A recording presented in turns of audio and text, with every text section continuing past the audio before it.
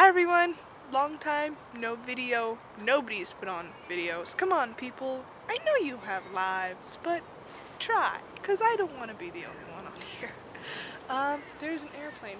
First off, I'd like to say thank you to everyone who gave me birthday wishes and presents for my birthday. I had an absolutely fabulous day. Thank you all.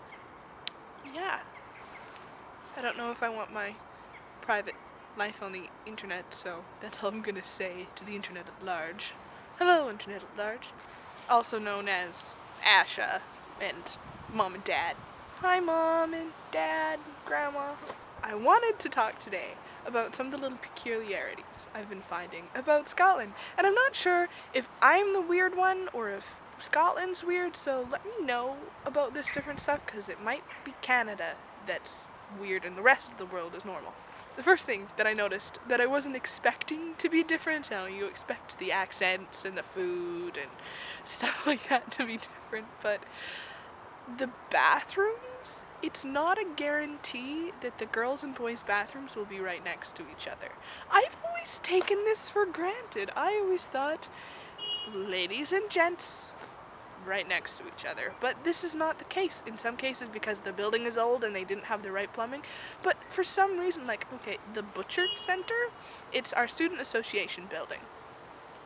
It was built, if I had to guess, it would be about 60s or 70s. It's not an old building by Scotland standards. They were able to plan indoor plumbing for a public building. The boys' bathroom is right outside Alfie's Cafe, up a little bit flight of stairs, but it's right there. The girls' bathroom, you have to go down 2 flights of stairs, around a corner, through a reception, down a hallway, and slightly to the left. I don't understand. The second thing that I take for granted is that dogs come and say hi to you when they're on walks. You know, you're walking and a dog and their owner come up and the dog usually stops and sniffs you and says hi. They don't do that here. They just keep walking. They are like, "Excuse me, woman, I am on this sidewalk," and they don't stop for pets. And I thought maybe, okay, they have really good obedience schools here, but I think it's because nobody stops to pet them. Nobody will give them pets. It's just a cultural thing that they don't get pets. Because this young dog came up to me. I could tell he was like a half-grown lab. He wasn't like puppy, but he wasn't full-grown. And I'm walking through this park, and it stops and sniffs me. And so I'm like, "Hello, puppy. How are you? How are you today?" And I give him a little pet. And I look up, and the owners are looking at me like, it was really, really awkward.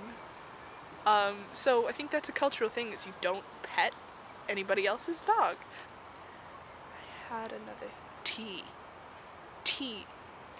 I thought that was a straightforward concept. I thought it was a beverage which you drink, which it is. But it is also a meal. It is apparently the biggest meal of the day. It's what we would call supper.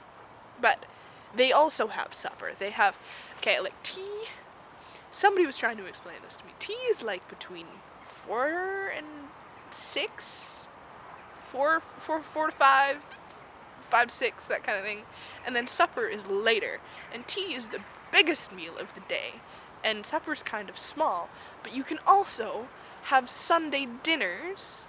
Oh yeah, dinners they use both as to say lunch and supper. You can have Sunday dinners, at which point tea is not the biggest meal of the day. Tea is a bag of chips. Or, no, not a bag of chips.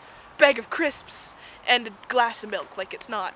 So if somebody asks you if you would like to come over for tea, you have to figure out, based on the conversation around how they're referring to tea and what day of the week you're going to tea, as to whether they're inviting you over for a comforting beverage and a chat, or whether they're inviting you over for a big meal, or whether they're inviting you over for a small meal after a big meal. And so, why? Why is it so confusing? It's like, I just want to eat. Yeah. So I never know how to end these things.